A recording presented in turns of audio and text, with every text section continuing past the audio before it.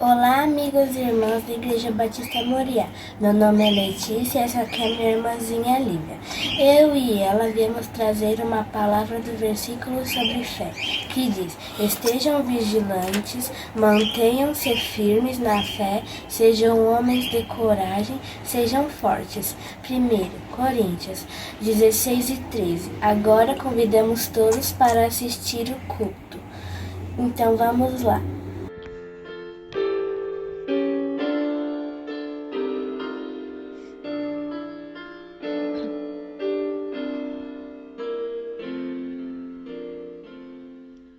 Santo, grande e poderoso, és para sempre, meu Senhor. Exaltado e glorioso, tu és digno de louvor. Puro, justo e generoso, és para sempre, meu Senhor. Soberano e grandioso, tu és digno de louvor.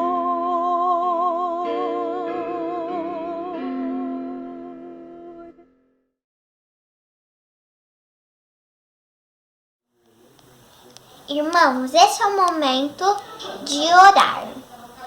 Fechem os seus olhos e abaixem sua cabeça. Deus Pai, te agradecemos de tudo que o Senhor fez por nós, pelo seu amor, pelo seu carinho e sua bondade.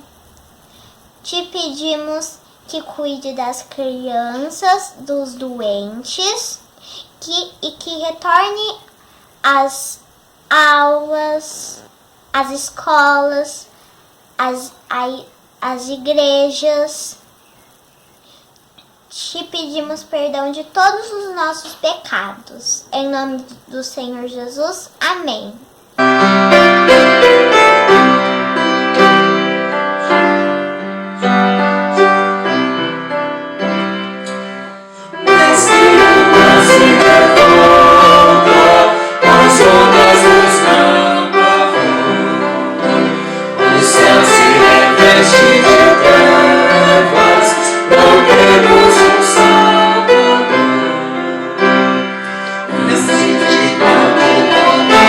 Nós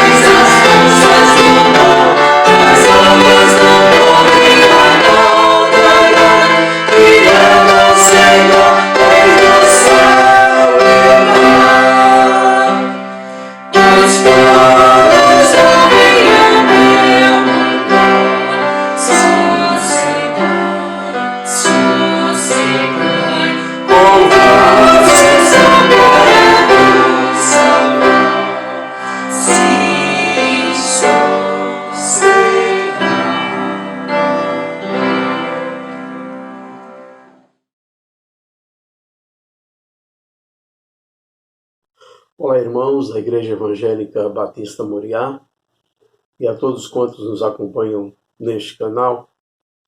Esta noite nós vamos estudar sobre o teor da carta enviada por Jesus à igreja em Tiatira. Nós já aprendemos, conhecemos a mensagem que Jesus enviou para a igreja de Éfeso, igreja de Esmirna e igreja de Pérgamo. E hoje nós vamos conhecer então o que Jesus viu na igreja em Tiatira. Está lá em Apocalipse capítulo 2, dos versículos de 18 a 29. E ao anjo da igreja de Tiatira escreve: Isto diz o Filho de Deus, que tem seus olhos como chama de fogo e os pés semelhantes ao latão reluzente. Eu conheço as tuas obras, e a tua caridade, e o teu serviço, e a tua fé, e a tua paciência, e que as tuas últimas obras são mais do que as primeiras. Mas tenho contra ti que toleras Jezabel, mulher que se diz profetiza, ensinar e enganar os meus servos, para que se prostituam e comam dos sacrifícios da idolatria. E dei-lhe tempo para que se arrependesse da sua prostituição, e não se arrependeu. Eis que a porei em uma cama, e sobre os que adulteram com ela virá grande tribulação, se não se arrependerem das suas obras. E ferirei de morte a seus filhos, e todas as igrejas saberão que eu sou aquele que sonda os rins e os corações, e darei a cada um de vós segundo as vossas obras. Mas eu vos digo a vós e aos restantes que estão em Tiatira, a todos quantos não têm esta doutrina e não conheceram, como dizem, as profundezas de Satanás, que outra carga vos não porei. Mas o que tendes, retende até que eu venha. E ao que vencer e guardar até o fim as minhas obras, eu lhe darei poder sobre as nações, e com vara de ferro as regerá, e serão quebradas como vasos de oleiro, como também recebi de meu Pai, e dar-lhe-ei a estrela da manhã. Quem tem ouvidos, ouça o que o Espírito diz às igrejas. Nós vamos ver no estudo de hoje Jesus Cristo investigando a igreja em Tiatira. Poderíamos até colocar um título: Uma igreja debaixo do olhar investigador de Cristo. Como introdução, nós poderíamos lembrar algumas coisas. Satanás estava presente e ativo na Ásia quando Jesus enviou estas cartas às igrejas. Ele tinha sinagogas em Esmirna, Filadélfia, e tinha um trono em Pérgamo. Em Tiatira havia uma profetisa que incentivava as pessoas a conhecerem as coisas profundas de Satanás. A maior das cartas é dirigida à menos importante das 7 igrejas. Tiatira não era nenhum centro político ou religioso. Sua importância era comercial. Tiatira era sede de vários grêmios de comércio importantes, como lã, couro, linho, bronze, tintureiros, alfaiates, vendedores de púrpura. Uma dessas corporações vendia vestimentas de púrpura, e é provável que Lídia era uma representante dessa corporação lá em Filipos. Está registrado em Atos, no capítulo 16, versículo 14. Esses grêmios tinham fins tanto de mútua proteção e benefício, como de tipo social e recreativo. Seria quase impossível ser comerciante em Tiatira sem fazer parte desses grêmios. Não participar era uma espécie de suicídio comercial. era perder as esperanças da prosperidade. Cada grêmio tinha a sua divindade titular. Nessas reuniões, haviam banquetes com comida sacrificadas aos ídolos e acabavam depois em festas cheias de licenciosidade. Tiatira teve seus templos e santuários religiosos, incluindo templos a falsos deuses. A importância da figura feminina na cultura religiosa em Tiatira pode ter facilitado o trabalho de outra mulher cognominada Jezabel. Aí nós fazemos algumas perguntas. O que os cristãos deviam fazer nessas circunstâncias? Transigir ou progredir? Manter a consciência pura ou entrar no esquema para não perder dinheiro? Ser santo ou ser esperto? Qual a posição do cristão? Se sai do grêmio, perde a sua posição, sua reputação, perde o seu lucro financeiro. Se permanece nessas festas, nega Jesus.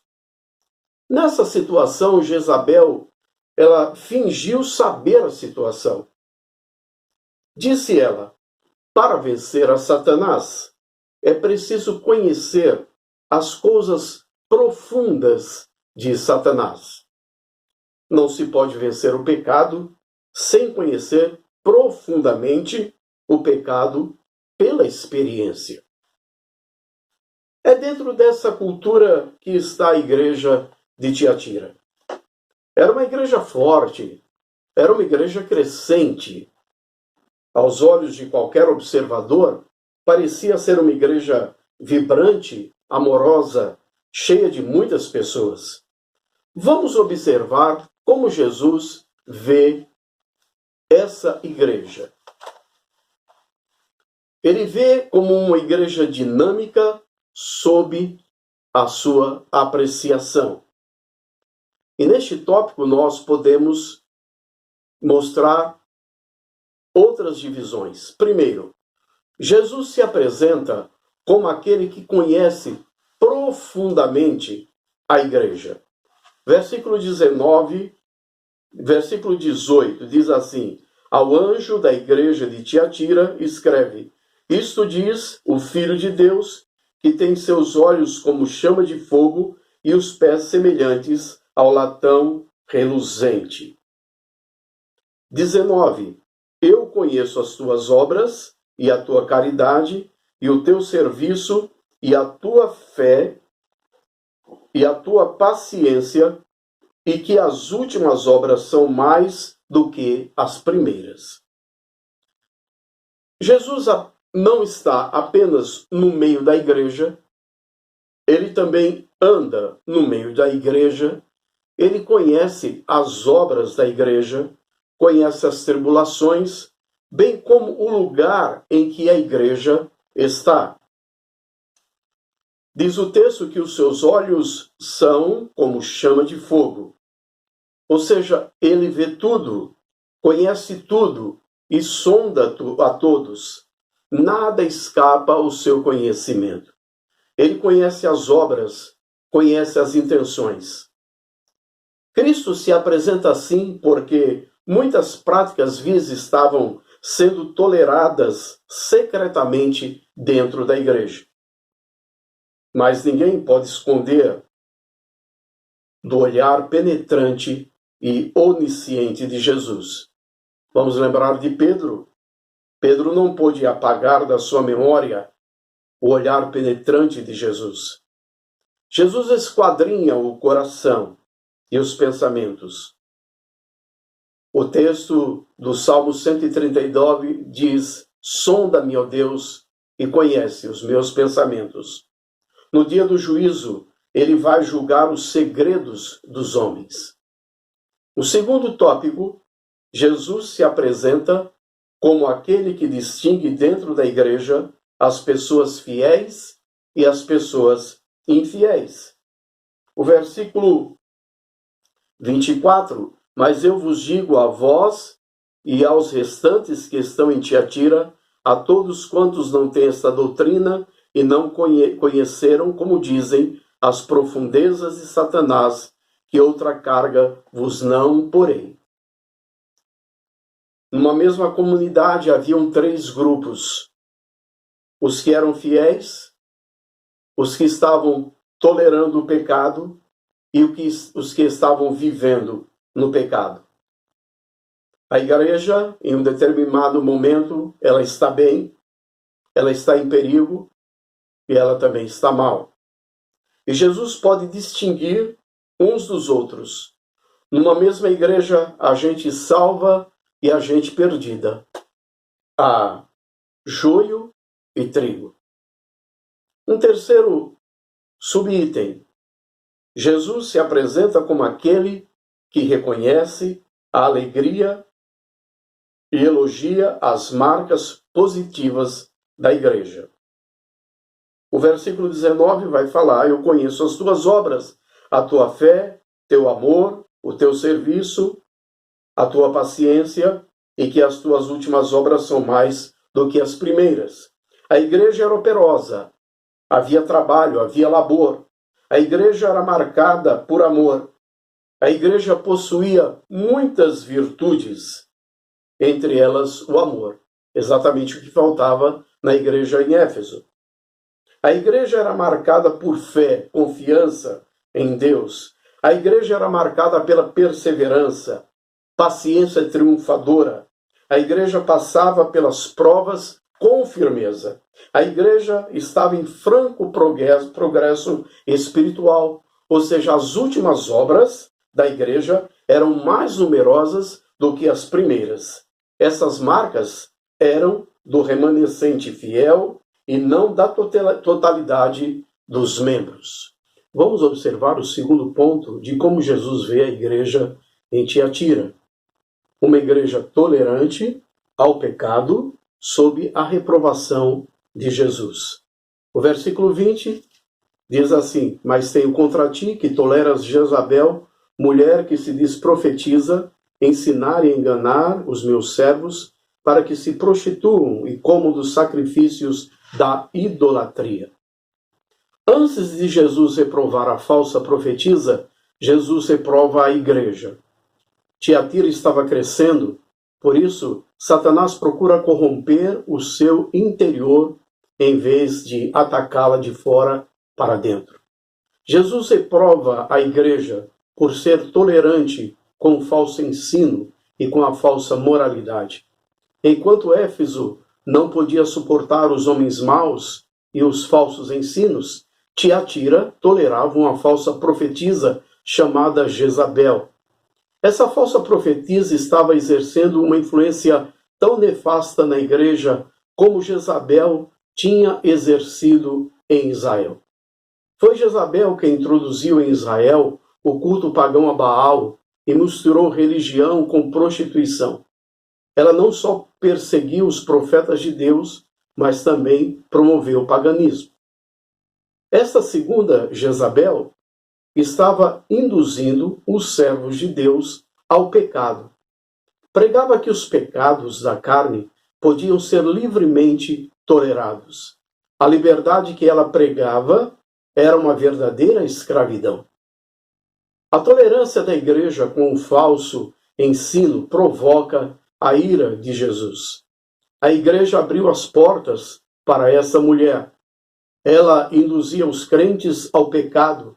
A igreja não tinha pulso para desmascará-la e enfrentá-la.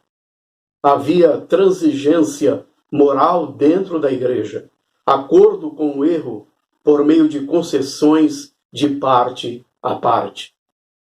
O segundo item, Jesus demonstra o seu zelo pela igreja e denuncia a falsa doutrina e a falsa moralidade. A falsa doutrina. Jezabel estava ensinando a igreja que a maneira de vencer o pecado era conhecer as profundezas de Satanás. Era destruir, era entrar nas fortalezas de Satanás experimentando e conhecendo o pecado. Ela ensinava que os crentes não podiam cometer suicídio comercial. Eles deviam participar dos banquetes, dos grêmios e comer carnes sacrificadas aos ídolos, bem como participar das festas imorais. Ela ensinava que os crentes deviam defender seus interesses materiais a todo custo. Prejuízo financeiro para ela era mais perigoso que o pecado. Amava mais o dinheiro que a Jesus. Mais as exigências materiais que as exigências de Deus. O ensino dela era que não há mérito em vencer o pecado sem antes experimentá-lo. O argumento dela é que para vencer a Satanás é preciso conhecê-lo e que o pecado jamais será vencido a menos que você tenha conhecido tudo por meio da experiência.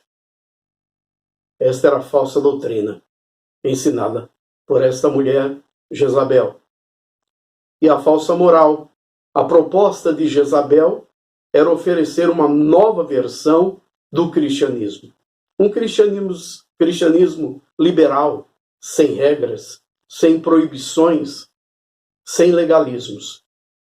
Ela queria modificar o cristianismo para se adaptar à moralidade do mundo. É assim que ensinam aqueles que pregam a doutrina antinomista, libertina, o gnosticismo superior. Mas a Bíblia diz que não podemos viver no pecado. Nós, o que para ele já morremos. Paulo escrevendo aos Romanos, no capítulo 6, versículo 1 e 2, e versículo 14 e 15, ele nos diz: que diremos, pois? Permaneceremos no pecado para que a graça abunde? De modo nenhum. Nós que estamos mortos para o pecado, como viveremos ainda nele? Porque o pecado não terá domínio sobre vós, pois não estáis debaixo da lei, mas debaixo da graça. Pois que pecaremos porque não estamos debaixo da lei, mas debaixo da graça? De modo nenhum. O terceiro ponto de como Jesus vê a igreja em Tiatira tem como título Uma igreja confrontada por Jesus, tendo a oportunidade de arrepender-se. Versículos 21 até o 23. E dei-lhe tempo para que se arrependesse da sua prostituição e não se arrependeu. Eis que a porei em uma cama, e sobre os que adulteram com ela virá grande tribulação se não se arrependerem das suas obras. E ferirei de morte a seus filhos, e todas as igrejas saberão que eu sou aquele que sonda os rins e os corações, e darei a cada um de vós segundo as vossas obras. Primeiro tópico: antes de Jesus tratar a igreja com juízo, confronta misericórdia. Deus é paciente. Deus é longânimo. Ele não tem prazer na morte do ímpio. Ele não quer que nenhuma pessoa se perca. Ele chama ao arrependimento.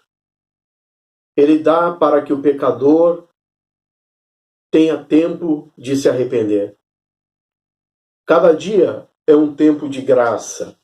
É uma oportunidade de se voltar para Deus. As portas da graça estão abertas. Os braços do perdão estão estendidos. Segundo ponto: antes de Jesus tratar a igreja com juízo, a confronta com a disciplina. A disciplina é um ato de amor. Ele está usando todos os recursos para levar o faltoso ao arrependimento. Não somente confronta em misericórdia, em disciplina, mas também a falta de arrependimento implica necessariamente na aplicação implacável do juízo. Diz o texto que Jezabel não quis se arrepender. Ela desprezou o tempo da sua oportunidade. Ela fechou a porta da graça com sua escolha. Agora ela e seus seguidores são castigados com a doença, com grande tribulação e morte. O salário do pecado é a morte. O pecado é uma fraude, oferece prazer e traz desgosto. O juízo contra o pecado será final e completo no dia do juízo. Jesus não apenas tem olhos como fogo, ele não apenas sonda a mente e os corações, mas também tem os pés semelhantes ao bronze polido, prontos a esmagar os seus inimigos. No dia do juízo, Cristo colocará todos os seus inimigos debaixo de seus pés. O quarto ponto: uma igreja encorajada a ser fiel até o fim, apesar da apostasia de outros. Mas eu vos digo a vós e aos restantes que estão em Tiatira, a todos quantos não têm esta doutrina e não conheceram, como dizem as profundezas de Satanás, que outra carga vos não porei, mas o que tendes, retende-o até que eu venha. É possível manter-se firme na doutrina, mesmo quando outros se desviam. Alguns membros da igreja não apenas tinham tolerado o ensino e as práticas imorais de Jezabel, mas também estavam seguindo os seus ensinos para a sua própria destruição. Porém, havia na igreja o remanescente fiel, pessoas que permaneceram firmes, mantendo a sã doutrina, agarradas na verdade. Cristo diz que esses, de fato, são livres. O jugo de Cristo é suave e leve. Os mandamentos de Deus não são penosos, não são fardos. Ser crente é verdadeiramente ser livre. Segundo tópico, é possível manter-se puro na conduta, mesmo quando outros se corrompem. Alguns crentes de Tiatira tinham se curvado aos ensinos pervertidos de Jezabel e iam aos templos pagãos para comer carnes sacrificadas aos ídolos. Também participavam das festas cheias de licenciosidade. Buscavam conhecer as coisas profundas de Satanás e assim se corromperam moralmente. Porém, havia nessa mesma igreja irmãos que buscavam a santificação.